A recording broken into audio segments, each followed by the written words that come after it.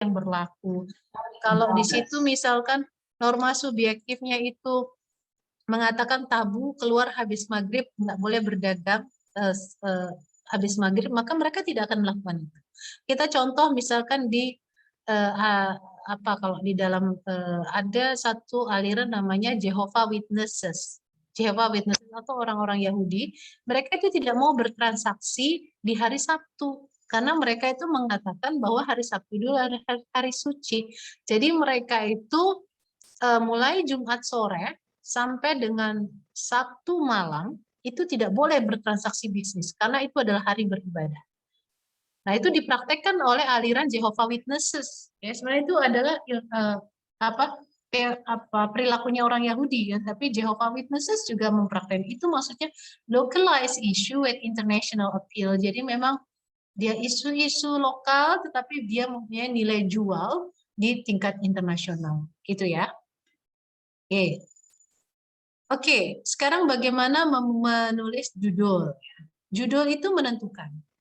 Judul itu adalah yang pertama dibaca oleh editor. Jadi tahapan di dalam publikasi kan pertama kita register, kemudian kita submit. Nah, ketika submit tahap 1, paper kita akan dibaca secara cepat oleh editor. Editor kemudian nanti memutuskan, oh paper ini layak dikirim kepada reviewer atau tidak. Kalau misalkan pertama secara template tidak sesuai, kemudian teknik referensinya nggak sesuai, tidak sesuai dengan author guideline, maka itu sudah pasti akan dikembalikan. Jadi akan ditolak langsung di situ. Ya. Jadi jangan pernah meremehkan template, karena template itu kalau kita tidak sesuai itu langsung di reject, kan sayang. Nah, itu yang pertama. Jadi yang pertama dibaca itu adalah judulnya menarik apa enggak. Jujur saya selama mereview itu saya pernah terpesona dengan satu paper. Paper itu ditulis oleh orang Amerika Latin sana. Jadi mereka menulis paper itu kan kita nggak tahu penulisnya siapa kan. Kalau kita mereview itu dibuang penulisnya. Jadi kita supaya fair. Itu dia menulis teori ekonomi dari perspektif agama, tetapi agama dari nenek moyang mereka. Wah, bagus sekali paper itu. Saya pun tidak bisa mengkritik kelemahannya ya, tapi kan namanya aja reviewer, kita tetap mencari celah. Coba kamu tambahkan ini, tambahkan itu. Begitu itu the best paper yang pernah saya baca sebagai reviewer. Itu masuk di jurnal Q1. Q1 ya, memang bagus sekali papernya. Bahasa Inggrisnya juga bagus, cara dia meramu kontennya juga bagus, judulnya juga menarik gitu. Jadi judul itu ya, cara kita membuat judul itu pertama kalau bisa itu judul sih sebenarnya yang terakhir kita buat ya, yang terakhir kita buat. Jadi kita bikin 2 atau 3 alternatif. Biasanya kalau saya seperti itu, kemudian nanti saya panggil mahasiswa saya, udah kamu pilih judulnya yang mana nih, menarik kamu saya nih, saya ingin yang ini Bu, gitu. Oke. Jadi judul itu harus sederhana, spesifik, jelas, dan menarik. Itu yang penting. Harus ada eye catching-nya. Eye catching, dibuat menarik sekali gitu. Kemudian kalau pada jurnal tertentu jumlah katanya dibatasi ya. Ada yang sampai 12 sampai 80 kata. Pada jurnal tertentu di Emerald Publishing ada yang tidak boleh lebih dari 8 kata dan seterusnya ya. Nah, jenis judul itu ada yang deklaratif, deskriptif, dan interrogatif. Oke, ini contoh ya. Nah, ini contoh yang deklaratif. Deklaratif itu mendeklarasikan. Jadi di sini biasanya kita mengambil dari kesimpulan. Warming and earlier spring increase Western US forest wildfire activity. Jadi ini dari kesimpulan penelitian kita bahwa setelah kita research ternyata suhu panas itu ya itu dapat meningkatkan misalkan US forest wildfire activity, jadi aktivitas ya, misalkan aktivitas di hutan misalkan seperti itu. Apa kelebihan dari membuat judul deklaratif? Judul deklaratif itu sudah memuat kesimpulan kita. Jadi kalau judul kita itu sudah mewakili kesimpulan kita, contohnya gini, misalkan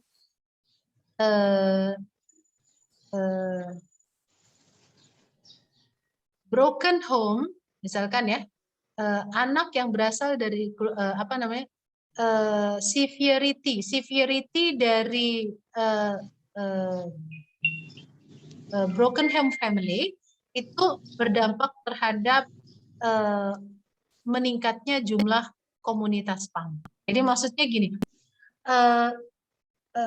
di era di mana tingkat keretakan rumah tangga, konflik rumah tangga orang tua itu berdampak terhadap meningkatnya jumlah komunitas PAM. Itu kan sudah kesimpulan riset kita sebenarnya. Kalau judul kita modelnya deklaratif seperti itu, ada keuntungannya. Keuntungannya adalah kalau orang mau meneliti tema yang sama dan dia ingin tahu gimana sih hubungan antara kondisi lingkungan terhadap komunitas PAM, dia langsung menemukan itu. Jadi artikel kita itu akan langsung dirujuk seperti itu. Nah, jadi itu kelebihan dari judul deklaratif. Kalau deskriptif, dia flat, misalkan kayak gini, pengaruh gaya kepemimpinan terhadap kinerja itu deskriptif. Jadi a critical assessment of the system of risk intensification. Ini kan deskriptif. Jadi kalau kita pengaruh gaji atau insentif terhadap kinerja, nah itu deskriptif. Tapi kalau interrogatif itu misalkan gini, what signals matter for social startups. Jadi ini kadang-kadang menarik. Misalkan contoh nih, ada teman saya rekan sejawat itu dia ingin memotret tentang mismanagement pada perkoperasian di Indonesia. Dia menyudulnya apa? Barking under the wrong tree lah, kalau nggak salah kayak gitu ya. Maksudnya menggonggong menggonggong pada pohon yang salah, kalau diterjemahkan kayak gitu ya. A case of cooperative in Indonesia. Jadi barking on the wrong tree itu artinya kita pemecahan kita yang lakukan sekarang ini ternyata tidak berbasis ilmiah gitu, sehingga tidak menyelesaikan masalah, sehingga memunculkan berbagai permasalahan di pengelolaan perkoperasian di Indonesia. Jadi ini pola ya, pola membuat judul. Selanjutnya, hal-hal yang harus dihindari dalam membuat judul itu adalah pertama terlalu panjang, kemudian menggunakan abreviasi singkatan, kemudian judul kita itu tidak memberikan gambaran tentang tujuan yang ingin kita capai. Jadi perlu dikonsulkan juga dengan kolega gitu, kayak misalkan kalau teman-teman saya, Bu, ini tolong dibaca dong, Bu, ini maksudnya judulnya menarik nggak? Alternatifnya apa ya? Nah, seperti itu. Jadi kita perlu meminta pendapat orang lain ketika kita akan menulis judul, ya. Oke. Ini contoh paper saya yang baru saja publish dengan salah satu mahasiswa. Dia itu dulu mahasiswa saya, sekarang alumni saya, sekarang jadi dosen di UII. Tapi beberapa kira-kira awal tahun itu menghubungi saya, katanya gini, Prof, saya ingin publikasi di Q1 lah, yuk kita nulis bareng gitu katanya. Saya belum punya paper di Q1. Oke, saya bilang ya udah, kamu punya riset apa? Kemudian ini basic research-nya dari dia.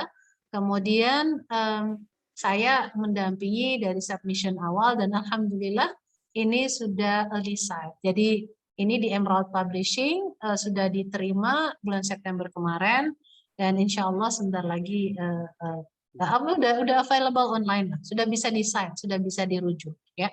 Jadi ini penelitian kepada mahasiswa dari Universitas Islam Indonesia, mahasiswanya dia. Oke. Ini contoh. Ini interrogatif ini kan. How e-wallets encourage excessive spending behavior among young adult consumers. Tapi kalau kita mau buat itu menjadi deklaratif, maka kita lihat dari hasilnya. Ya, dari hasilnya itu misalkan hasilnya menunjukkan bahwa illusion of liquidity, ya, jadi kan misalkan contohnya ini. Kita mengajukan ini easiness, promotion, self-control, and perception of having more money, the illusion of liquidity. Jadi, illusion of liquidity itu berpengaruh terhadap excessive spending. Itu deklaratif. Ya, itu deklaratif. Kalau kita mau membuat itu menjadi apa namanya deskriptif, kita mengatakan bahwa factors atau factors affecting excessive spending itu deklaratif. Jadi itu pilihan. Ya, semuanya punya kelebihan dan kekurangan. Ya, ini contoh paper saya yang terbaru yang baru accepted September. Jadi saya alhamdulillah bulan September itu ada 2 paper, yang satu saya nulis dengan bimbingan saya di Q2 dan ini yang sudah early site di Q1 ya. Oke. Nah, ini contoh yang tadi saya katakan sebagai isu lokal tetapi memiliki daya jual di jurnal internasional. Ini punya teman saya. Ini ya, ini tourism management ini adalah jurnal Q1 ya. Saya juga pernah publish dengan teman saya dari FISIP itu terkait industri kreatif. Jadi menggunakan stakeholder multi stakeholder perspektif. Jadi bagaimana mengembangkan, membina UKM industri kreatif itu dari perspektif multiple stakeholder.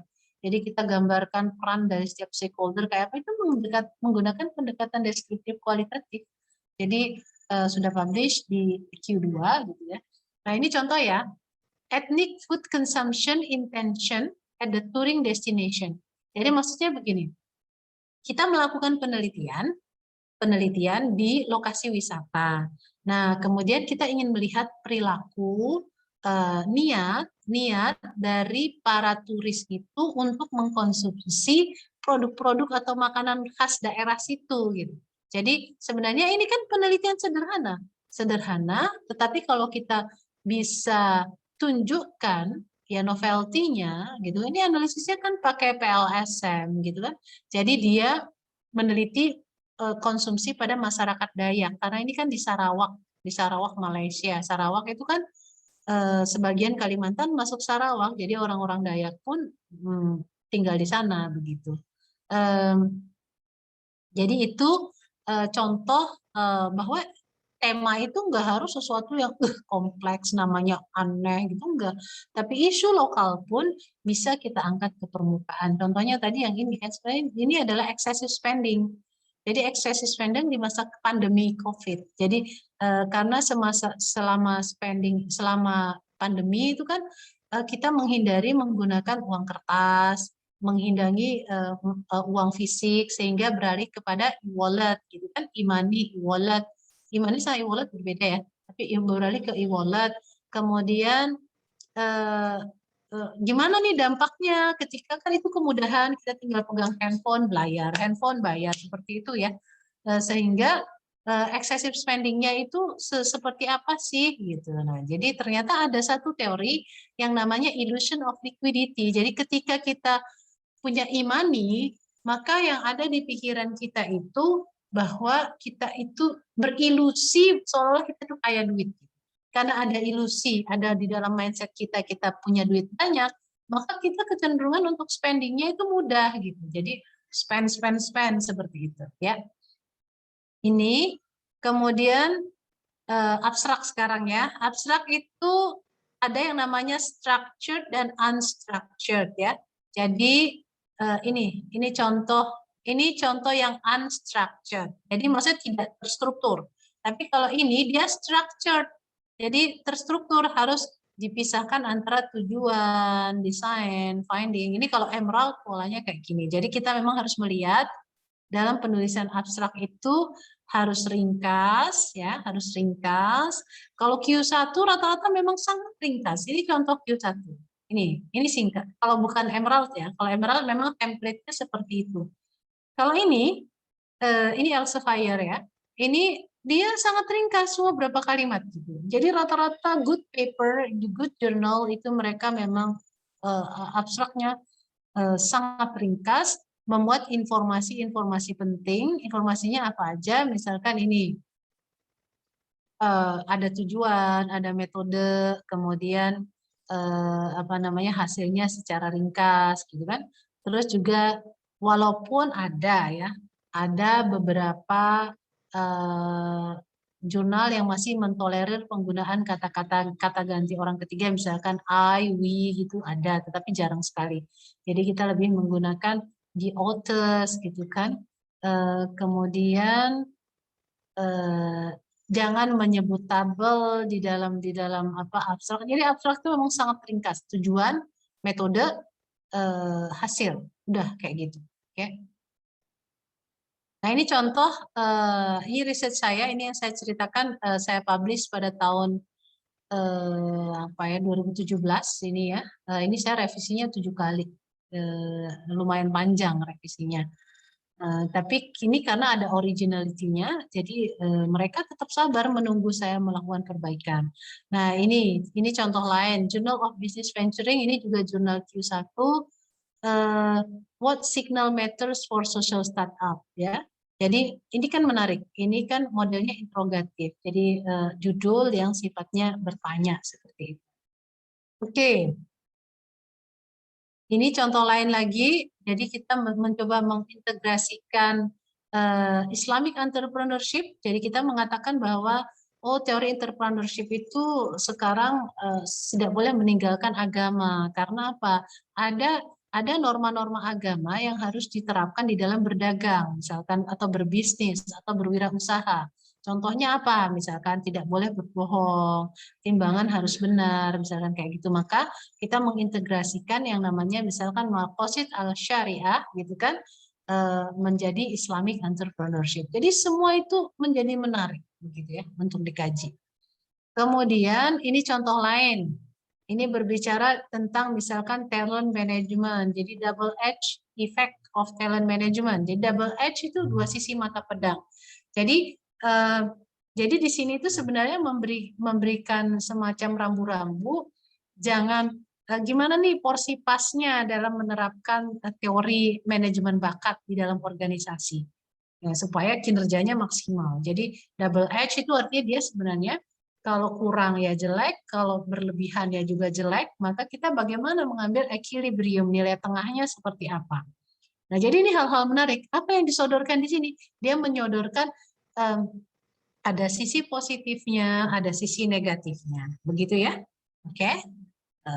Nah, itu menarik. Misalkan selama ini orang itu selalu melihat sisi positif dari talent management, tapi jarang sekali orang melihat sisi negatifnya.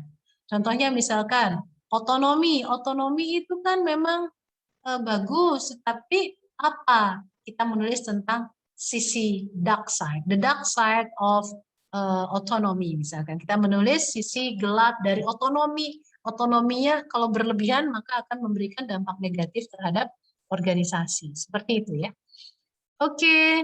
Kemudian kata kunci. Nah, ini tips juga. Kata kunci itu sebenarnya sebaiknya jangan mengulangi judul ya. Jangan mengulangi judul tetapi masih relevan dengan tema kita. Kenapa? Untuk memudahkan orang lain untuk menemukan jurnal kita. Jadi misalkan ya, kata kuncinya ABC. Padahal sebenarnya kita bisa saja pakai DEF karena masih nyambung dengan tema kita. Contoh misalkan apa ya? Berbicara tentang kinerja ya, kinerja. Jadi antecedennya apa saja. Nah, kenapa kita sebaiknya menggunakan kata kunci yang berbeda dengan kata yang ada di judul? Tujuannya adalah supaya orang itu mudah menemukan artikel kita, memberi banyak pintu bagi orang lain untuk mencari search artikel kita, sehingga memudahkan orang lain untuk merujuk artikel kita, sehingga nanti H-index kita cepat naik. Seperti itu, paper kita jadi populer. Oke, nah pendahuluan ya. Nah, pendahuluan ini penting sekali ya. Jadi kebanyakan dari kita jujur aja nih ya, meskipun mahasiswa saya S3, teman-teman saya dosen juga masih ada yang menulis latar belakang itu kayak menulis skripsi, menulis disertasi. Kan itu tebal. Sedangkan kalau artikel itu dia ada limitnya. Ada yang bahkan dibatasi 8 halaman. Kalau kayak Emerald Publishing itu bisa sampai 25 halaman. Berapa? Misalkan 8.000 kata. Maksimal 8.000 kata. Nah, karena dibatasi jumlahnya, maka kita tidak boleh boros kalimat. Jadi kalau kita misalkan contoh nih ya, contoh. Nih, kita mau berbicara tentang talent management, maka kita langsung fokus aja. nanti di introduction-nya kita berbicara bahwa penelitian tentang talent management. Nah, jadi nggak usah talent management itu bagian dari SDM. Kita nggak usah bercerita bahwa SDM membahas itu enggak, karena ini adalah artikel, bukan skripsi, bukan disertasi. Jadi fokus kritik langsung tentang talent management. Apa kritiknya? Oke, mana buktinya? Kritik siapa saja yang telah mengkritik? Kemudian kita menawarkan solusi, gitu ya. Jadi ketika kita ada kritik, ada research inconsistency, ada research gap, maka kita menawarkan solusi. Nah, itulah novelty kita, itulah originality kita, gitu ya. Oke, itu kemudian pendahuluan ya. Jadi pendahuluan itu ini contoh ya, karena ini judulnya talent management. Over the past decade, the role of talent management in organization has received widespread and enduring attention. Ya, jadi kita bercerita tuh bahwa sekarang fokus penelitian itu, fokus para peneliti itu tinggi untuk tema talent management. However, nah langsung kita kritik setelah itu. Meskipun udah banyak tulisan, ya, nih, however, langsung kita kritik di paragraf berikutnya. Arguments in the talent management literature on the effect of talent management on organizational outcomes have been mixed. Artinya apa? Meskipun banyak penelitian terkait masalah talent management, manajemen bakat, tetapi teorinya itu belum kokoh, gitu kan? Teorinya belum kokoh, terbukti dengan apa? Hasilnya masih berbeda, belum konklusif. Jadi bahasanya bisa have been mixed atau inconclusive. Inconclusive means that si A mengatakan berpengaruh positif, si B mengatakan berpengaruh negatif, si A punya teman-teman yang mendukung teorinya, si B punya teman-teman yang mendukung teorinya, sehingga menimbulkan ketidakpastian apakah teori ini robust atau tidak, gitu kan? So this is a good theory or not? Nah, itu yang namanya research gap, ya. Maka kemudian kita mulai melihat beberapa teori dasar. Misalkan di sini dia menggunakan the resources based view teori. Dia menggunakan resources based view tentang competitive advantage, ya. Jadi bahwa apa? Karena dia berbicara tentang talent management. Kalau teori resources based view itu kan, nah ini yang kita perlu perhatikan, bahwa ketika kita membuat analisis research gap, kita juga harus mensupport argumentasi kita dengan teori dasar. Nah, di sini kan bahwa teori ini mengatakan bahwa human itu adalah valuable, rare, ya. Human itu, SDM itu merupakan aset yang berharga, langka, dan susah ditiru. Itu teori dari RBV itu seperti itu. Sehingga apa? Karena dia unik, kalau kita bisa kelola dengan baik, nah itu kan berarti manajemen bakat kan, maka akan menjadi kapabilitas yang dapat meningkatkan daya saing, competitive advantage. Jadi kalau dilihat dari sini, maka kita bisa melihat bagaimana menulis pendahuluan yang benar. Jadi pertama kita tulis bahwa penelitian tentang manajemen bakat udah banyak nih. Kedua, ya. Kedua, penelitian yang mengkaji hubungan antara manajemen bakat dengan kinerja organisasi itu hasilnya beragam. Itu namanya research gap. Paragraf ketiga, ini ya, gap pertama. Gap kedua, kita katakan, few studies have questioned the notion that talent management practice are uniformly beneficial, proposing instead that this may have detrimental effects on organizational performance. Jadi ini masih terkait masalah kontroversi, ya, kontroversi teori yang mengatakan bahwa manajemen bakat itu berdampak terhadap kinerja organisasi. Karena ada yang mengatakan berdampak, ada yang mengatakan tidak berdampak. Nah, ketika ada research gap, kita menawarkan solusi. Ya, solusi yang kita tawarkan apa? Kita menganalisis dulu. Kita lihat trennya. Tren yang mengatakan positif itu ada di negara mana? Di dalam konteks ekonomi yang seperti apa? Dalam suasana ekonomi yang seperti apa? Apakah pada perusahaan besar atau perusahaan kecil penelitiannya itu perlu dilihat. Kenapa sih kok apa teori yang sama kok hasilnya berbeda, kesimpulannya berbeda. Kemudian karena ada masalah research gap, maka kita menawarkan solusi. Nah, ketika kita menambah satu variabel sebagai solusi, misalkan sebagai mediasi atau moderasi, maka itu adalah kebaruan kita. Itu adalah originality kita, itu adalah novelty kita. Jadi kita bisa katakan bahwa the model has not been tested before, atau despite growing research, meskipun banyak penelitian yang mengkaji tentang itu, tapi model itu belum pernah diuji dalam konteks UMKM atau dalam konteks usaha mikro, atau belum pernah diuji di negara berkembang, misalkan seperti itu. Itu menunjukkan originality dari paper kita, ya. Itu yang harus muncul di latar belakang. Jadi kalau dilihat dari sini tidak ada berbicara tentang teori SDM pertama dikembangkan, nggak ada. Jadi langsung fokus ke vocal construct kita apa? Vocal construct itu maksudnya variabel utama yang akan kita teliti itu apa? Oh, talent management. Ya udah, ini fokusnya ke talent management atau kinerja organisasi misalnya. Ini contoh ya, cara menulis introduction. Jadi good introduction yang bagus itu seharusnya 1 halaman sudah cukup. Itu good introduction.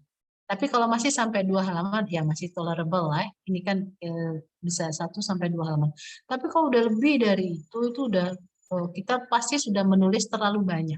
Karena kita tidak bisa mengelaborasi, oh hasil penelitian si A, si B menggunakan metodenya, nggak ada. Kita tidak menulis seperti itu di dalam artikel ilmiah, begitu ya.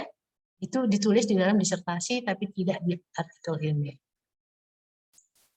Ini contoh juga, contoh ini dia mengembangkan pengukuran ya untuk perbankan syariah, ya perbankan syariah. Jadi dia langsung memulai, lihat di introduction-nya, debate on how to correctly measure the performance of Islamic bank has been proceeding for at least a decade. Jadi maksudnya begini, telah terjadi perdebatan ya terkait bagaimana mengukur kinerja perbankan syariah secara akurat. Kenapa perdebatan itu muncul? Karena apa? Karena kinerja perbankan syariah selama ini diukur menggunakan tools atau alat untuk mengukur kinerja perbankan konvensional. Padahal secara ideologi ada perbedaan, secara value ada perbedaan. Makanya itu karena belum ada untuk menambah, memperkaya teori pengukuran kinerja untuk perbankan, khususnya perbankan syariah, maka saya akan mengembangkan suatu metode untuk mengukur seperti itu ya. Ini sama juga, ada satu peneliti, ini peneliti udah lama, dia mengembangkan, kalau nggak salah namanya Ali apa ya, saya lupa, dulu saya rujuk tulisannya. Dia mengumpulkan bagaimana mengukur kualitas di perbankan syariah. Nah, kita kan tahu bahwa kalau mengukur kualitas di sektor jasa itu kan kita menggunakan metode SurvQual ya. SurvQual yang dikembangkan oleh para Suraman and Berry. Itu ada 5 dimensi. Tangible, reliability, responsiveness, assurance, and empathy. Kan ada 5 dimensi mutu pelayanan jasa. Tapi kata dia, itu nggak cukup. Dia bilang nggak bisa, perbankan syariah itu nggak bisa mutunya dilihat dari itu saja, tetapi harus dilihat juga bagaimana ketaatan mereka terhadap hukum syariah. Maka dia menambah satu poin yang namanya Carter. C-nya itu adalah compliance to Islamic law. Jadi dengan menambah satu itu, maka papernya itu kan menjadi sangat populer gitu kan. Jadi lihat originality-nya belum ada orang lain yang melakukan itu pertama kali. Jadi sebenarnya hal yang sederhana, tapi kalau kita bisa kemas dengan baik, itu akan menjadi sangat bagus. Dan introduction sangat menentukan apakah paper ini bermutu atau tidak. Ya. Nah ini, jadi ini ya, kalau dilihat cerita-cerita, nanti saya share. Oh, saya sudah share kok PPT-nya. Nanti Bapak Ibu bisa minta panitia. Oke, ini adalah cara lain menulis introduction. 3 cara ya. Tadi yang ini dia karena dia berbicara konseptual, ya kebaruannya itu konseptual, maka dia menulis the different view and issues surrounding entrepreneurship contributed to the development of researchers and interest in Islamic perspective. Jadi gini, bahwa teori kewirausahaan itu berkembang terus sehingga pada akhirnya ada interest untuk melihat kewirausahaan dari perspektif agama. Jadi kalau Islam ada Islamic entrepreneurship, kalau Kristen juga ada Christopreneurship. Mereka punya juga Christopreneurship seperti itu. Jadi kita mulai bagaimana supaya entrepreneurship itu menjadi sesuatu yang bagus, ya tidak ada penyimpangan perilaku, maka harus dimasukkan nilai-nilai agama di dalamnya, seperti itu ya. Baik, ini introduction. Bandingkan sama yang ini nih, ya. Ini adalah contoh yang tidak baik. Ini salah satu paper mahasiswa saya ambil. Ini kalau lihat kan globalisasi Indonesia, masyarakat Indonesia, padahal dia lagi mau cerita apa nih, gitu kan?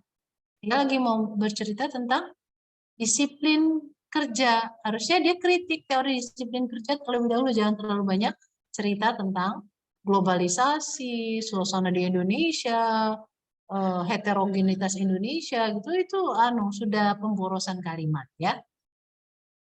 Ini contoh lain lagi. Contoh lain lagi nih, yang contoh tidak baik maksud saya. Ini dia menulis gini, Islamic Marketing Perspective of Quantitative Strategic Planning Matrix, ya. Tapi isinya mulai dari apa? Kabupaten Banyumas memiliki kondisi keamanan daerah yang kondusif, posisi geografis yang strategis, potensi sumber daya alam yang cukup tinggi. Lah ini jelas kalau kayak gini udah langsung ke reject ini. Kok sampai ke PAUD dijelas-jelasin ke dalamnya ibu rumah tangga? Enggak. Karena mau berbicara Islamic perspektif, kenapa harus dibawa pada ranah kuantitatif misalkan kayak gitu? Harusnya ada kritik langsung berbicara di awal. Jadi ini contoh tidak baik, jangan ditiru. Dua ini contoh tidak baik ya. Kemudian literatur review. Pertanyaannya pasti, does the paper demonstrate an adequate understanding of the relevant literature? Apakah dia itu menunjukkan dalam tulisannya itu pemahaman yang cukup kuat terkait state of the art, perkembangan teori di bidang yang dia tulis, misalkan kalau talent management, dia menguasai nggak sih? Dia tulis nggak di situ bahwa talent management itu pertama kali dikembangkan, terus evolving-nya kayak apa, sampai sekarang seperti apa, terus saya berada di posisi mana di dalam pengembangan teorinya, itu harus ada. Jadi kalau tidak nampak kita menguasai literatur, maka parah. Karena apa? Paper kita biasanya dikirim kepada ahlinya. Saya pernah dikirim dari salah satu jurnal, dia penulis ini menulis tentang workplace spirituality. Dia banyak merujuk paper saya, karena saya menulis beberapa paper dengan tema workplace spirituality ya. Bisa dilihat nanti di Google Scholar atau di Sinta, atau di Scopus juga bisa. Nah, dia itu mengambil sebagian besar tulisannya itu dari paper saya hafal, jadi kan saya otomatis langsung saya reject gitu, karena pertama dia tidak menguasai, cara dia mendefinisikan juga nggak tepat, kemudian banyak sekali hanya copy paste dari paper saya, sehingga itu artinya bahwa paper Bapak Ibu akan dikirim kepada reviewer yang ahli di bidang itu. Jadi yang membaca itu memang penulis di bidang itu. Dan ciri-ciri reviewer kalau di luar negeri itu mereka sangat profesional. Mereka kalau mereview beneran. Oke?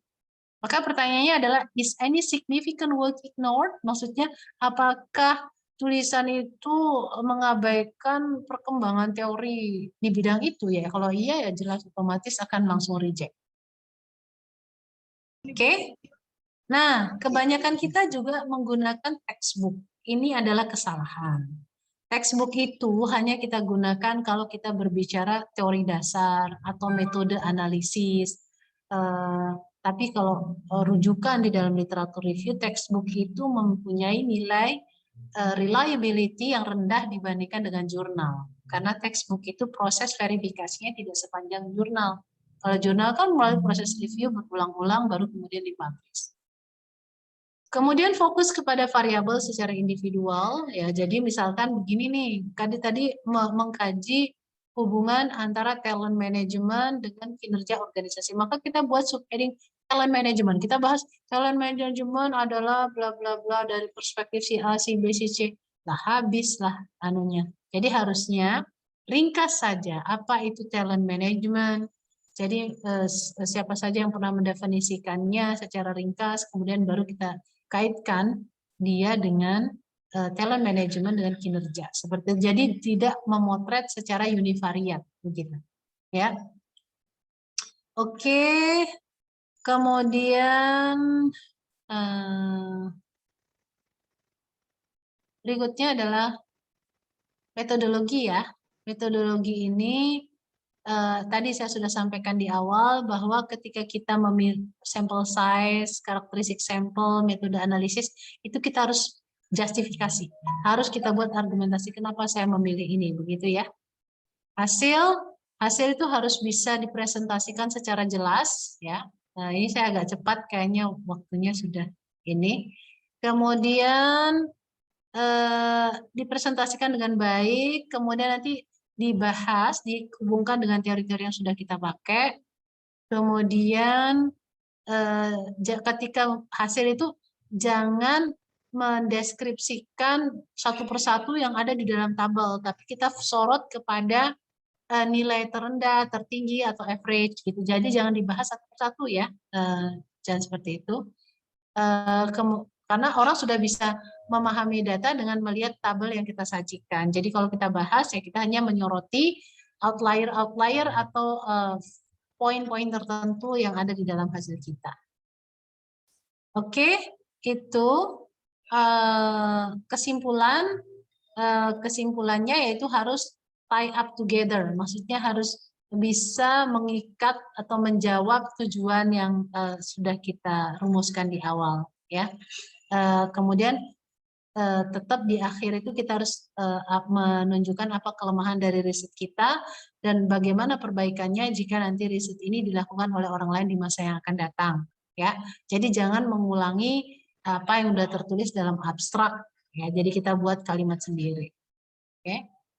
Ini implication, ini juga harus ada implication bagi research, practice, dan society itu kalau bisa tetap ditulis. Nah, selanjutnya adalah secara ini ringkasannya. Selanjutnya adalah bahasa ya. Bahasa itu penting. Jadi jangan pernah mengirim artikel itu dari bahasa Indonesia kita Google Translate langsung kita kirim. Itu bahaya. Kalau bahasa Indonesia kita tidak baik, maka hasil bahasa Inggrisnya juga tidak baik. Maka perlu proofreading. Lebih baik keluar uang, kalau rata-rata menerjemah itu kan 1 juta ya. Per paper itu rata-rata 1 juta lah, 1 juta sampai 2 juta. Gak apa-apa daripada ketika dia, karena itu dinilai.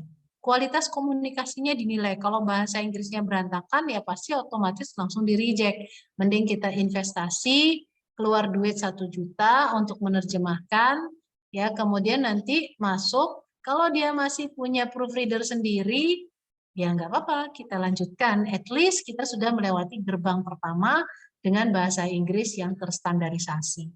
Itu mungkin dari saya ya Pak Riswanda. Silakan kalau ada diskusi, saya kembalikan ke Pak Moderator. Baik, terima kasih banyak Prof. Saya pikir saya akan buka dulu diskusi ya sebelum kemudian nanti membuat semacam wrap up highlights apa yang disampaikan oleh Prof. Willy Biatuadewia. Silahkan Bapak dan Ibu untuk sesi diskusinya kita buka.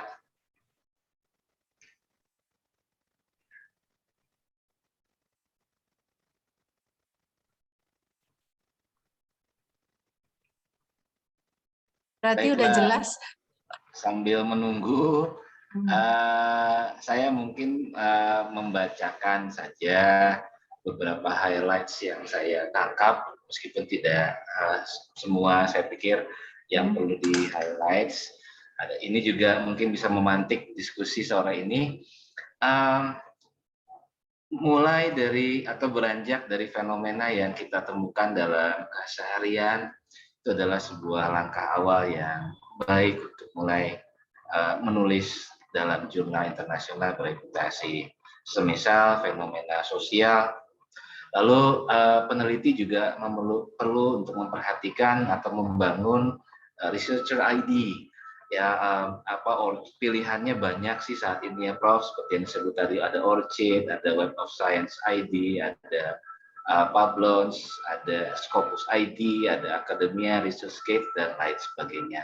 Lalu kemudian ini membantu juga untuk menciptakan novelty atau kekhasan, dan kita juga menjadi lebih terjejaring dengan lingkaran skolastik, di mana mungkin tema yang kita tulis atau passion kita mulai terbuka juga secara networks. Nah, lalu kemudian perhatikan atau perlu juga ada perhatian pada originality. Ya, saya juga benar Prof. Saya dulu pernah ada satu kata yang saya sampai ingat saat ini di 2007 lalu saat bikin paper gitu. Kemudian salah satu lecture saya, Janet McIntyre, komentarnya cuma satu kata, original. Oh, itu bangganya sampai tua, bangga Prof. Saya sampai sekarang gitu bangga. Nah, artinya bahwa mungkin beliau mendorong kita untuk provide new insights, atau dengan frasa contributing to the intellectual discourse of. Nah, itu juga bisa menjadi jantung indeks kita, karena kemudian scholars lain melakukan sitasi pada karya kita. Lalu kemudian critical reflection juga mungkin sebuah way ahead, ya, why, and another why, and then how, and to what extent, and in whose opinions. Membangun discourse atau membangun argumen, memunculkan frasa kunci yang dapat menjadi keunikan tersendiri atau ciri khas peneliti, sehingga kemudian dapat menemukan circular research sendiri. Misalnya dari yang saya lakukan, saya tergabung dalam contemporary system thinking, misalnya seperti itu. Lalu kemudian mungkin tadi juga sama Pak Koko sudah disampaikan, perhatikan selingkung jurnal tujuan, karena bisa jadi masing-masing memiliki selingkung tersendiri.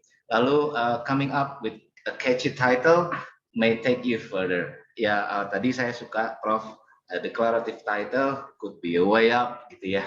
Jadi jangan sampai nanti kemudian judulnya justru malah cemplung ke barking on the wrong tree ya Prof ya. Bahwa kemudian interesting phrase bisa menentukan apakah terkadang kita juga bisa membangun kolaborasi multi interest dan multidisiplins, dan itu kembali lagi di rephrase oleh Prof dengan membiasakan diri melakukan sebuah critical review, menemukan research gaps, kalau perlu menemukan paradigm gaps di antara tinjauan yang kita lakukan. Salah satu mungkin yang bisa saya berikan catatan, systematic literature review, salah satu alternatif selain bibliografik tadi ya, mungkin memanfaatkan search engine dengan bisa systematic literature review, bisa menggalang ribuan literatur untuk kemudian menghasilkan diskurs tersendiri. Bahkan di FISIP mungkin public entrepreneurship juga sesuatu novelty yang saat ini sedang banyak dikembangkan. Lalu kemudian Prof juga menekankan proofreading, pentingnya proofreading, close editing, dan kenapa? Karena language could create interpretations. Artinya bahwa mungkin word choice kita, mungkin frasa kita, mungkin written expressions kita perlu juga masukan dari proofreader atau close editors.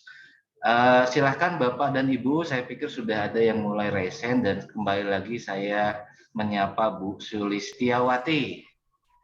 Ya, selamat siang Bapak, saya lagi ya Pak ya. Selamat siang Bu, silahkan Bu. Ya, baik, terima kasih. Selamat siang Prof Vivi. Ya, selamat siang. Ya, saya sangat senang bisa mendapatkan materi dari Prof Vivi ya, sangat sangat membantu, dan ternyata ya kalau saya refleksi selama ini banyak melakukan kekeliruan, dan ya itulah kenapa mungkin ya submisi saya itu di reject gitu akhirnya. Jadi ada beberapa hal yang ingin saya tanyakan. Ini agak teknis ya Ibu ya. Jadi misalnya saya mahasiswa S3 dari UPI ya, Prodi Pendidikan Matematika.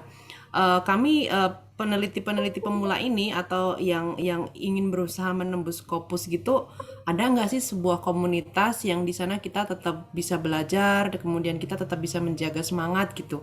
Jika seandainya ada, mungkin kami akan banyak yang tertarik untuk join gitu. Terus kemudian saya ingin bertanya tentang yang tadi dalam metodologi kemudian apa namanya analisis data begitu, ada nggak sih batasan atau mungkin kecenderungan gitu jurnal yang bisa diterima atau artikel yang memungkinkan diterima itu datanya harus seluas apa, kemudian subjeknya harus sebanyak apa gitu. Karena selama ini yang saya baca itu kayaknya memang risetnya tuh dilakukan itu luas banget gitu. Datanya tuh bisa sampai 1.700 atau penelitiannya tuh bisa 5 tahun gitu. Dan apa ya? Jadi kalau sudah membaca seperti itu kan akhirnya kok kalau saya sih ya down gitu kan. Jadi akhirnya kayaknya untuk bisa keterima tuh kayaknya kok kecil sekali gitu. Nah, mungkin nggak kalau misalnya mahasiswa itu berarti datanya harus sebanyak apa, kemudian analisisnya sedalam apa begitu.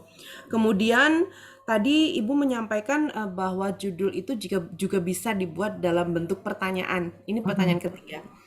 Eh, ada nggak sih ketentuan atau memang apa ya common sense-nya lah gitu.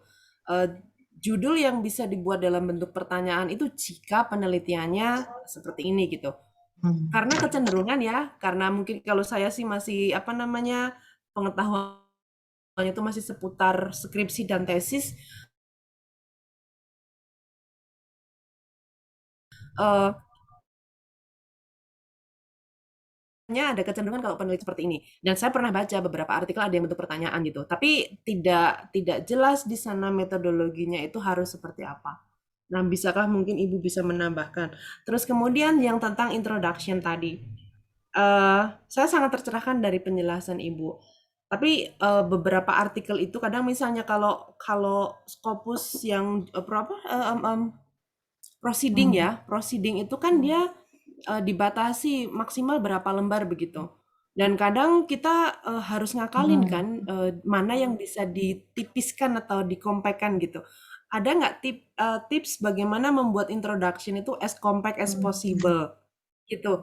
Mungkin nggak sih hanya satu paragraf aja atau minimal banget itu berapa sih gitu? Itu saja dulu Bu, terima kasih. Silakan Prof. Ya, banyak ya pertanyaannya ya, tapi bagus. Saya jujur aja Iya. senang menerima pertanyaannya. Pertama untuk komunitas, saya kurang familiar kalau untuk komunitas. Tapi kalau model saya itu, saya memang membuatkan grup untuk bimbingan saya, yang saya tadinya sebelum pandemi itu setiap minggu saya pantau, saya panggil, ayo udah sampai mana progresnya, presentasi dan seterusnya seperti itu. Kalau bisa Bu Sulis bikin sendiri aja sesama mahasiswa S3 begitu, nanti minta satu orang pembimbing misalkan untuk mendampingi, karena saya rasa kebanyakan ya di S3 itu karena asumsinya oh ini mahasiswanya dosen, mereka udah punya skill yang cukup gitu kan, seringnya pembimbingnya promotornya itu melepas saja gitu kan ya. Nah jadi itu dibuat komunitas sendiri, saya setuju. Jadi apa yang saya lakukan ke mahasiswa saya ketika papernya si A udah accepted, itu saya share di grup mereka. Nanti mereka, heboh gitu kan, jadi semangat. Oh iya saya bimbingan Prof, gitu kayak gitu seperti itu. Jadi memang itu perlu komunitas untuk menjaga, karena tadi saya sampaikan bahwa life balance itu penting, apalagi kita. Jadi yang namanya menulis itu kalau bisa saran saya itu jangan putus. Jangan putus, misalkan gini, ketika kita lagi tune in, ya kita tune in, kita kan mereview artikelnya bagus, terus kita mulai tuangkan dalam bentuk tulisan, kemudian kita jeda seminggu, itu nanti mulainya dari nol lagi. Jadi diusahakan konsisten, setiap hari itu ada waktu 1 jam di depan laptop sampai paper itu selesai, begitu. Kan paper itu kita tulis setelah research kita selesai kan, jadi kita sebenarnya sudah punya bahan, tinggal bagaimana menuangkan dia dalam bentuk artikel. Jadi itu diusahakan menjaga pace-nya, menjaga supaya jangan sampai kita ada bolong yang waktu lama dalam menulis, itu mempengaruhi terhadap kualitas tulisan, jujur aja. Kemudian cara membaca juga, tadi saya dijelaskan juga, jangan membaca 20 dulu baru misalkan oke, kalau ide awal oke, tapi kita ketika sudah kita masuk ke modeling, maka kita itu membacanya oke, sekarang saya perlu mempertajam yang hubungan antara X ke Y, maka kita cari literatur yang membahas X ke Y itu. Kita buat review di situ, masukkan seperti itu. Kemudian tadi unique dataset, memang betul.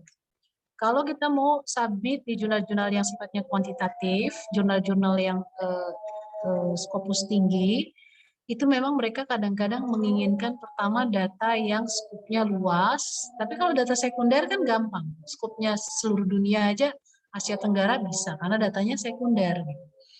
Kemudian dia maunya yang multi-years, cross-sectional dan multi-years, jadi datanya panel, misalkan kayak gitu. Memang itu lebih disukai oleh high rating jurnal.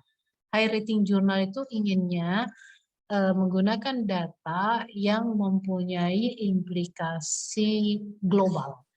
Itu iya. Tapi bukan berarti kalau saya penelitian di Jawa Tengah nggak bisa publish. Enggak. Paper-paper saya tadi penelitiannya di Jawa Tengah semua, masuk ke Q1 gitu. Jadi kita lihat jurnalnya gitu kan. Kalau jurnal yang memang yang triple A, yang memang H indeksnya udah wah ratusan gitu, memang mereka prefer data yang luas dan banyak, ya. Judul interrogatif itu sebenarnya itu style saja sih kalau menurut saya. Jadi kalau memang kita ingin itu nampak lebih eye catching, ditulis dengan how good is good, misalkan kayak gitu ya. How good is good? A case of manufacturing company, misalkan. Jadi kita ingin menggunakan kalimat tanda tanya, menurut kita lebih menarik, lebih pas digunakan. Nah, itu lebih kepada sense. Makanya dalam penetapan judul itu kita itu lebih banyak harus lebih banyak melibatkan kolega, bertanya, menurut kamu judul ini lebih menarik apa enggak? Jadi sering-sering aja didiskusikan gitu. Terus terkait masalah membuat brief, very brief introduction, memang kalau paper yang terindeks itu dia biasanya dibatasi berapa ya, 6 sampai 8 halaman. Itu sangat mungkin. Jadi kita langsung berbicara tentang tadi, misalkan tadi kan saya memberikan contoh tentang despite, misalkan pertama ini penelitian di bidang apa ya, misalkan talent management sekarang meningkat tajam. Nah, kita kasih dalam kurung, namun masih belum belum konklusif. Maka kita menyampaikan kritiknya secara sederhana, kemudian kita menawarkan solusi. Itu sangat bisa dalam 3 paragraf. Ada loh. Di paper-paper Q1 itu ada yang introduction-nya itu hanya 3 paragraf. Benar-benar padat. Ya, cuma saya tidak bisa mempresentasikan contohnya hari ini. Jadi itu sangat bisa langsung fokus ke variabel kita, terus kemudian apa paragraf 1 itu kenapa kita memilih tema itu.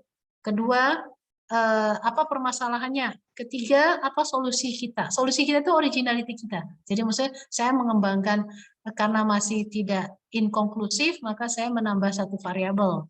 Nah, itu menjadi kebaruan kita. Jadi bisa Bu Sulis ya, sangat bisa dibuat dalam 3 paragraf. Gitu. Iya, iya baik, terima kasih Prof. Ya, sama-sama. Ya. Baiklah, mohon izin Prof, ini ada kawan kita, kawan baik saya Bu Mia Dwiana yang bertanya, jika kita menggunakan software dalam analisis data, apakah perlu disebutkan dalam bagian metodologi, penjelasan metodologi? Okay. Silakan Bu Mia nanti di follow up ya diskusinya. Oke. Jadi memang sebenarnya kalau data-data yang ekonometrika itu memang biasanya disebut diproses dengan menggunakan software apa gitu. Tapi kalau misalkan kalau yang sifatnya data-data dengan data-data primer gitu ya, itu biasanya sih tidak harus disebut. Misalkan menggunakan Amos seri berapa, enggak harus. Jadi makanya penting kita membaca guys ranking jurnal yang disebutkan tadi, apakah dalam paper-paper yang dipublish di situ mereka trennya seperti apa. Jadi ini bukan sesuatu yang matters banget gitu. Cuman metodenya apa itu perlu dijelaskan. Metode analisisnya menggunakan apa, tapi softwarenya kan bisa misalkan untuk menganalisis itu kita bisa menggunakan misalkan kalau di dalam bidang sosial itu kan ada Fuse, ada menggunakan Amos, ada menggunakan SPSS gitu kan. Ada juga misalkan menggunakan data envelopment analysis, ada softwarenya sendiri. Nah itu disebut lebih bagus, enggak juga nggak apa-apa. Yang penting metodenya. Gitu. Selanjutnya. Bagaimana Bu Mia, cukup ya? Baik, ini ada dari Bu Endang yang bertanya, dalam riset analisis kualitas pelayanan yang beliau lakukan kemungkinan ini untuk menciptakan pelayanan prima dalam suatu organisasi. Nah, pertanyaannya, dalam metodologi menggunakan pengumpulan data dari observasi, wawancara, dokumentasi, dan lain sebagainya, apakah kuesioner, apakah bisa disajikan data tanpa analisis statistik dan di hasil pembahasan kita hanya menyajikan hasil kualitatif dari pengumpulan data tersebut? Begitu yang disampaikan oleh Bu Endang. Ya, bisa. Jadi tidak harus menyajikan data statistik, karena memang kan pendekatan kita katakanlah memang kualitatif seperti itu ya. Jadi atau deskriptif kualitatif. Saya contohkan, saya pernah publish dengan teman-teman dari FISIP, itu tadi multi stakeholders perspektif di SAGE Open Jurnal Q2, itu terkait masalah pembinaan industri UMKM industri kreatif. Itu murni kualitatif, jadi tidak ada data statistiknya. Paling kita menyampaikan kriteria informannya seperti apa, kemudian nanti desain-desain yang kita hasilkan itu sangat bisa, nggak masalah. Cuman memang kalau kita tidak bisa menyajikannya dengan baik, misalkan ya, bagaimana kita memastikan bahwa data kita valid. Kalau penelitian kualitatif kan ada metodenya sendiri. Nah, itu perlu dibahas secara terperinci, stepnya juga detail seperti itu. Itu insya Allah tidak masalah. Baik, terima kasih Prof. Aduh, luar biasa ini. Silahkan Bapak dan Ibu yang lain mungkin ada yang ingin bertanya langsung ataupun menyampaikan sesuatu.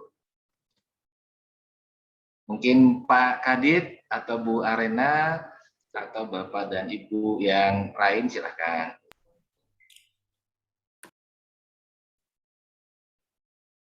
Gimana Bu Mia? Oke ya?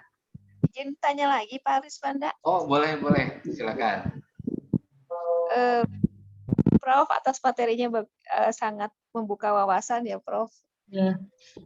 Mau tanya, Prof, Ya. Seberapa banyak sebetulnya penulis yang bisa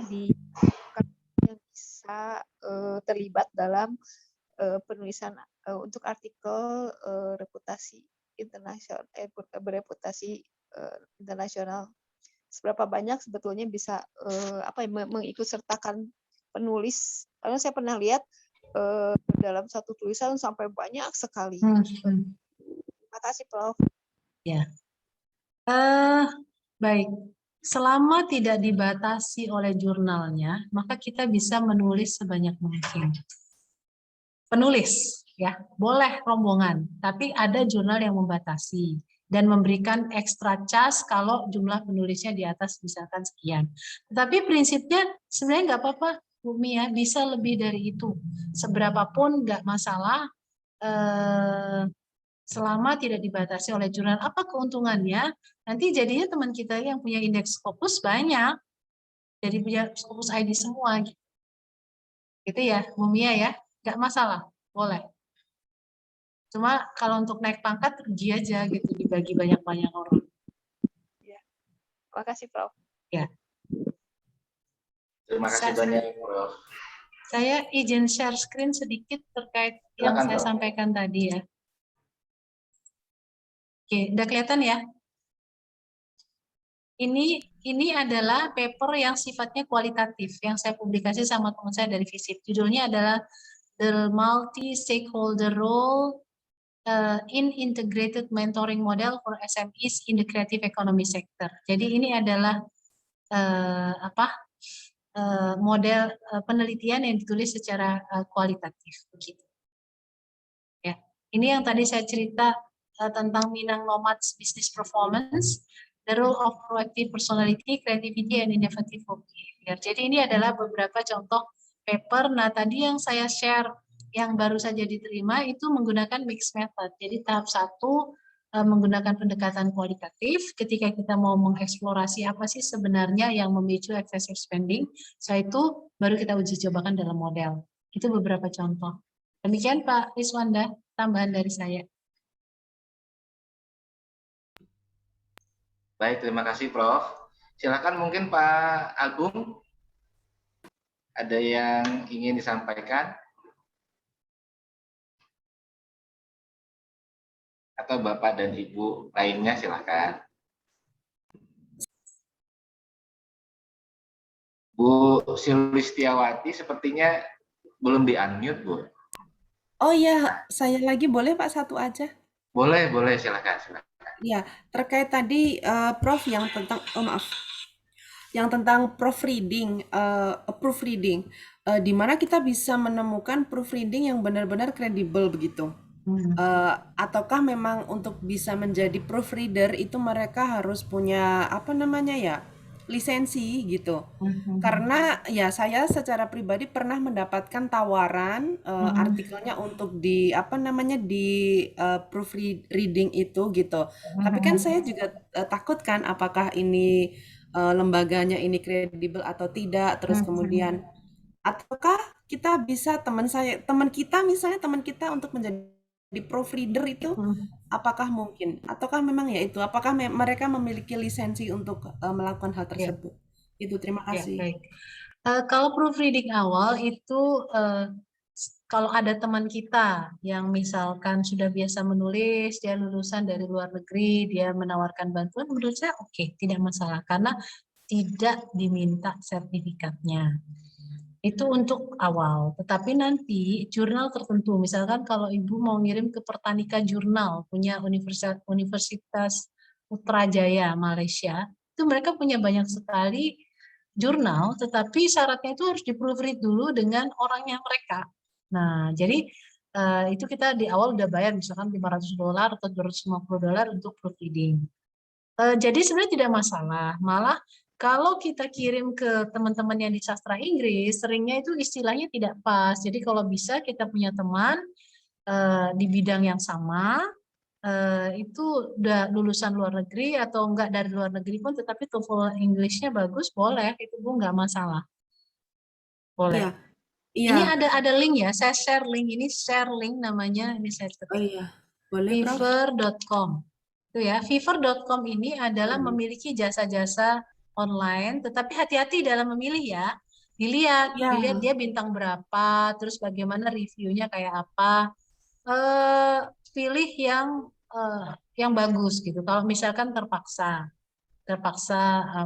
harus tapi saran saya kalau tahap awal sih proofreader Indonesia, teman-teman orang Indonesia banyak yang bagus kok gitu. Iya, iya Prof. Tapi saya itu pernah pengen submit gitu ke Scopus Q4 itu di Malaysia. Di Malaysia itu minta proofreadernya tuh berlisensi gitu. Pertanika ya? Saya lupa isi nama jurnalnya apa. Iya. Jadi itu saya masih nol ya pemahaman tentang proofreader di situ itu. Jadi ya akhirnya tidak jadi submit ke sana begitu. Makanya pengen tahu di Indonesia itu ada nggak sih gitu yang proofreader itu berlisensi? Ada. Memang ada ya Prof ya? Ada. Asosiasi Penerjemah Indonesia, mereka berlisensi. Oh iya, baik. Ada.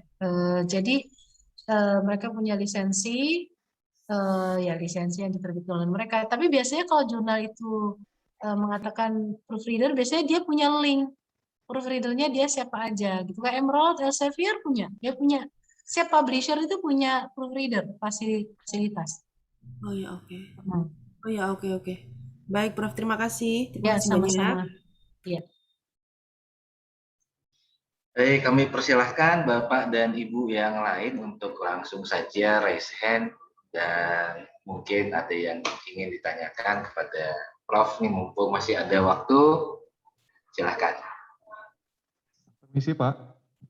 Ya, Halo. Iya Pak, suara saya terdengar Pak? ini dengan Kang Agung ya? Iya Pak, betul Pak. Baik, silakan Kang. Ya. Mungkin terima kasih kepada Pak Reswanda. Ibu Wiwi juga materinya bagus sekali ya Bu ya. Terima kasih, saya juga banyak mendapat insight baru nih Bu terkait tentang penulisan di jurnal internasional ini. Mungkin ada satu hal aja yang mau saya tanyakan Bu. Sebelumnya saya juga pernah ikut waktu dulu masih kuliah ya Bu ya. Pernah ikut seperti tips-tips juga dalam menulis seperti ini. Nah di situ tuh sempat disampaikan juga katanya salah satu faktor yang menentukannya itu adalah ketika kita cara kita dalam menjawab pertanyaan reviewer seperti itu Bu. Nah itu mungkin ada tips-tipsnya nggak kalau dari Ibu seperti apa gitu dalam menjawab pertanyaan itu? Tentunya yang bisa meyakinkan dan seperti ya etika mereka bertanya kan mungkin etika menjawab kita beda gitu dengan kalau misalkan kita ke orang Indonesia lagi sama ke orang luar gitu. Itu aja Bu paling dari saya. Terima kasih. Assalamualaikum warahmatullahi wabarakatuh. Waalaikumsalam. Berarti kalau sudah masuk ke tahap itu berarti kan udah lolos editor. Berarti udah di-review ya, kemudian dikirim ke kita untuk revisi. Nah, jika seperti itu, maka kita harus pertama membuat tabel terkait pertanyaan yang mereka buat. Jadi pertama misalkan, dia mengatakan bahwa lack of rigorousness, there is no novelty misalkan. Maka itu kan reviewernya biasanya lebih dari 1, 2, atau 3. Kita buat respond to reviewer 1. Nah, respond to reviewer 1. Tabel 1, komen, reviewer 1. Pertama, komentar dia bahwa tidak ada novelty. Maka kita jawab di sebelahnya. Kita jawab, novelty saya adalah bla bla bla. Sudah saya tertulis di dalam paper saya, line berapa, halaman berapa, dan sudah saya highlight dengan warna kuning. Jadi kita harus merespon satu persatu. Kalau enggak, bisa di-reject. Tapi apakah kita selalu merespon pertanyaan reviewer? Bisa saja reviewer itu tidak membaca teliti, sudah kita tulis, kemudian kita hanya menunjukkan di sini loh letaknya. Tapi kalau yang belum ada, kita tambahkan. Saya sudah menjawab. Ini saya, aduh, ada enggak ya? Sebentar, saya coba share screen respon saya di paper tadi yang publish ya. Sebentar, saya coba download. Contoh respon. Jadi bentar, butuh waktu untuk mendownload karena saya tidak siap untuk menyajikan. Tapi intinya seperti itu cara meresponnya. Nah, apakah kita selalu agree dengan reviewer? Enggak selalu. Jadi misalkan justifikasi yang dia sampaikan itu salah dan kita bisa yakin apa namanya jawaban kita benar, gitu kita bisa kok menjawab apa namanya tidak sesuai dengan mereka. Ini saya ambil contoh.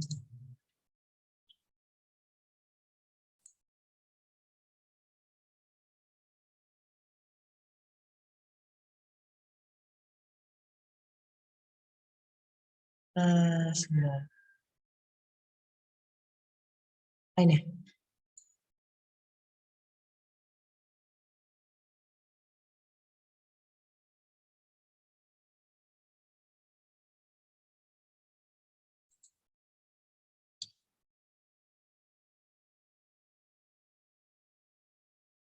Oh, ini udah proofreading. Gambaran saja biar apa?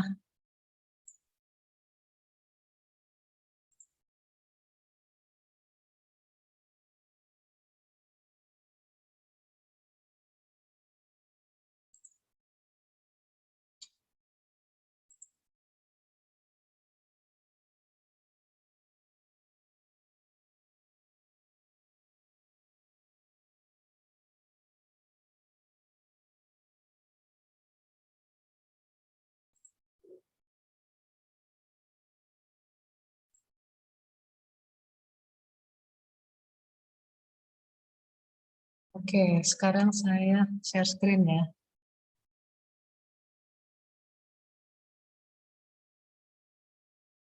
Hmm,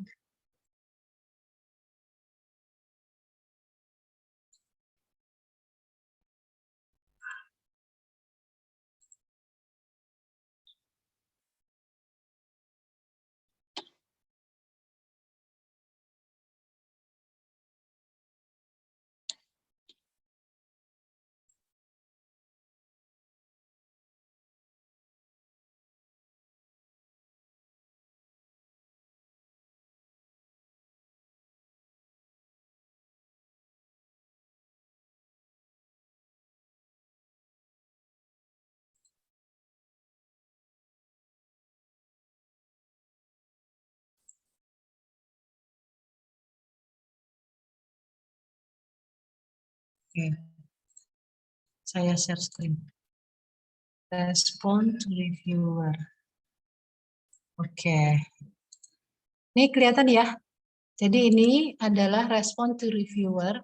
Jadi ini adalah komentar dari reviewer 1. Ini komentar dari reviewer 1. I like the manuscript, topic is well set out. Kita hanya bilang oh thank you. Terus yang ini, the abstract require revision. There are writing issues in its current for it is descriptive. Jadi nanti kita kasih respon. Nah nanti kalau sudah kita respon, it has been revised. Kita highlight bagaimana kita menjawab pertanyaan dia. Ini contoh tabel responnya seperti ini. Nah, nanti pada manuskrip aslinya juga kita kasih warna kuning begitu. Ini adalah bentuk respon. Ini hasil revisi yang tadi. Kemudian di manuskrip aslinya juga kita beri highlight kuning seperti itu, Mas Pak Agung. Jadi misalkan ini sudah kita revisi kan, nanti kita sebutkan ini sudah saya perbaiki nih di line berapa, halaman berapa begitu. Perbaikannya kita highlight seperti ini. Jadi nanti reviewer juga bisa membaca, oh iya ini pertanyaan saya ini dijawab. Pastikan semua pertanyaan reviewer itu terjawab. Mau setuju atau tidak, pastikan kita jawab. Begitu Pak Agung, mudah-mudahan membantu menjawab.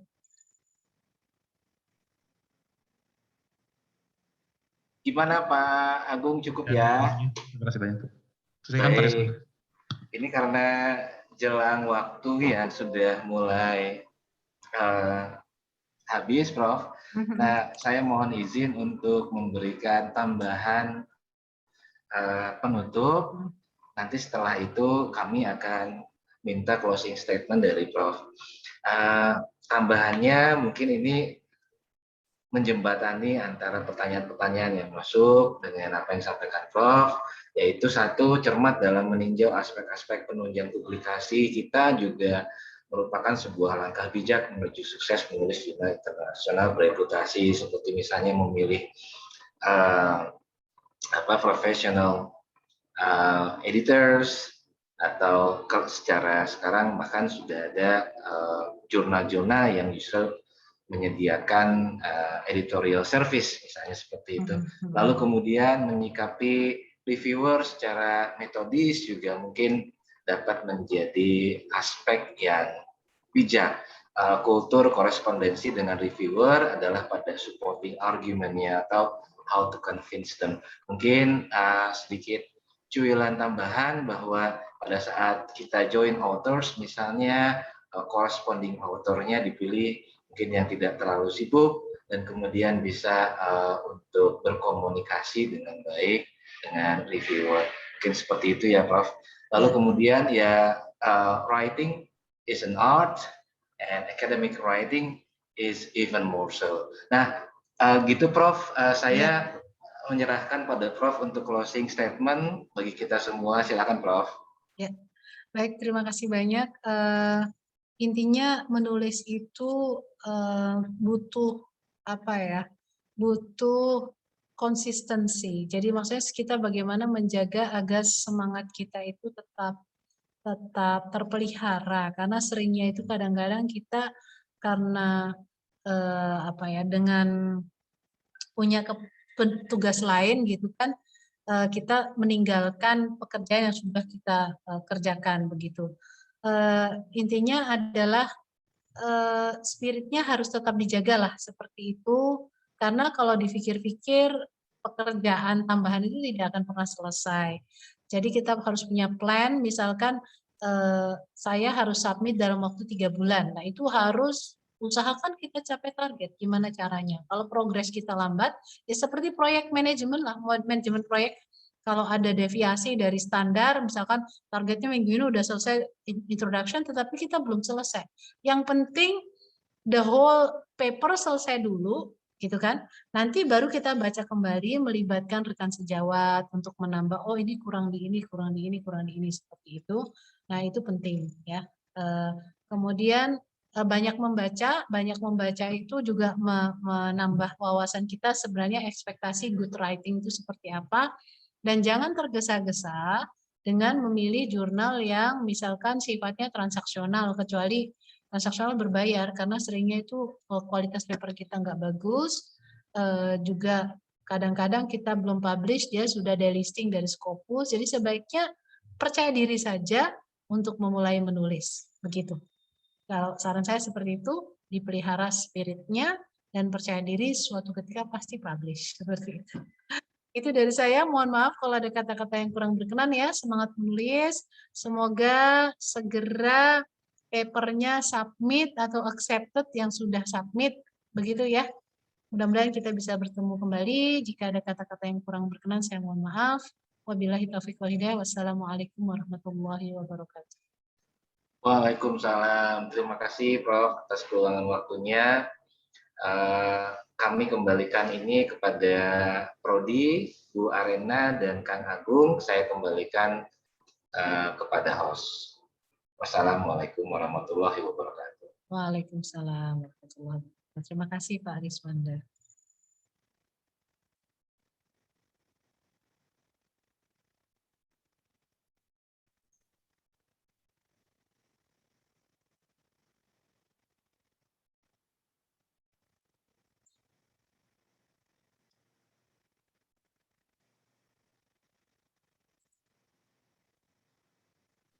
Ya, terima kasih banyak sekali lagi disampaikan kepada pemateri pada siang hari ini, Prof. Wiwi yang sangat menginspirasi bagi kami semua, para peserta yang ada di sini. Terima kasih Prof. Sharing dan semangatnya. Juga kepada Pak Riswanda yang setia dari pagi sampai sore hari ini, meskipun secara virtual, kalau nggak begini nggak ketemu Pak Riswanda seharian ya. Baik, terima kasih banyak. Untuk selanjutnya ada penutup dari Ibu Kaprodi, Ibu Dr. Arinawati MSI, dipersilahkan.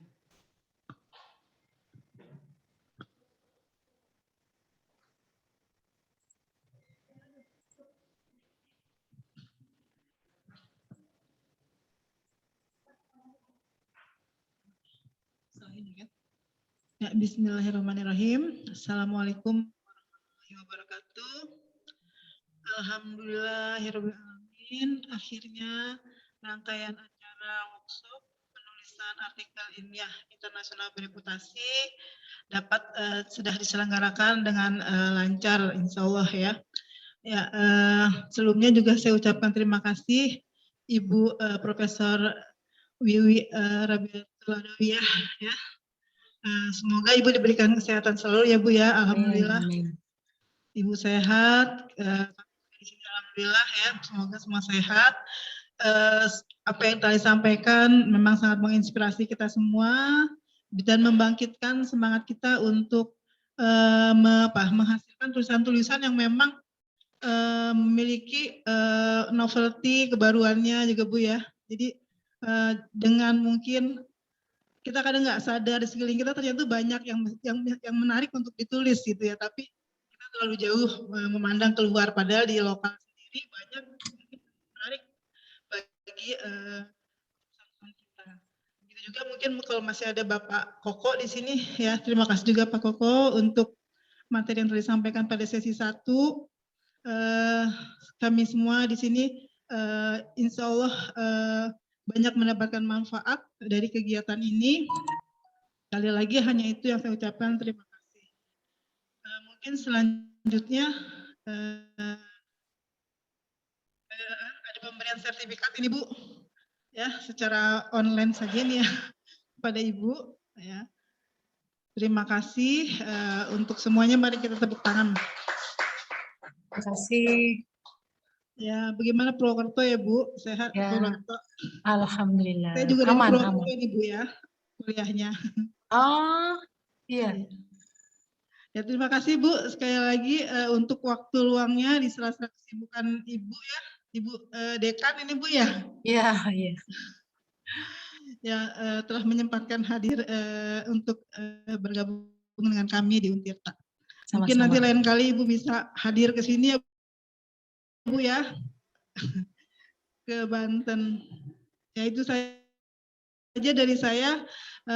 Kita tutup hari ini. Alhamdulillahirrahmanirrahim. Baik, terima kasih. Saya izin undur diri ya Pak Ariswanda. Terima kasih. Terima kasih Prof. Ya, Assalamualaikum. Waalaikumsalam warahmatullahi wabarakatuh.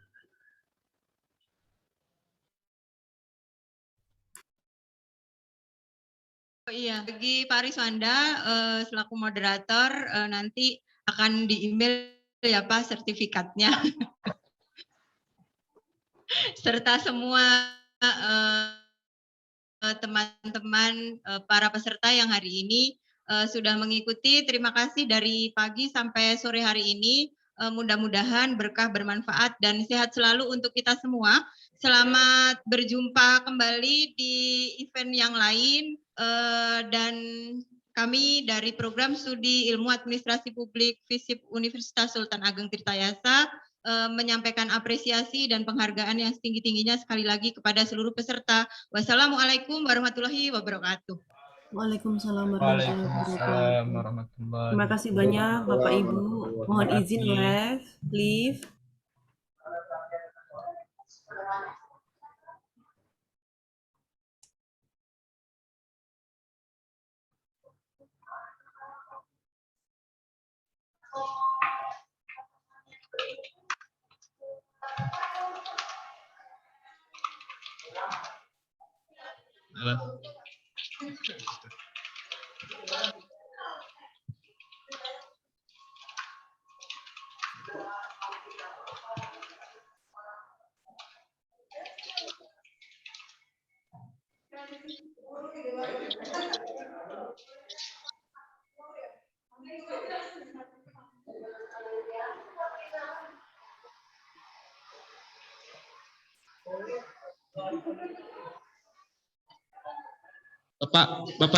Bapaknya.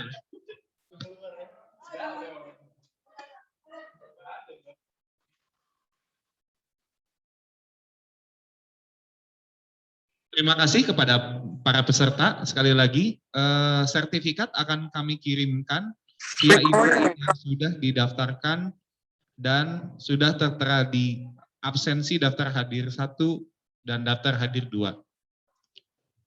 Terima kasih. Dipersilakan untuk meninggalkan room.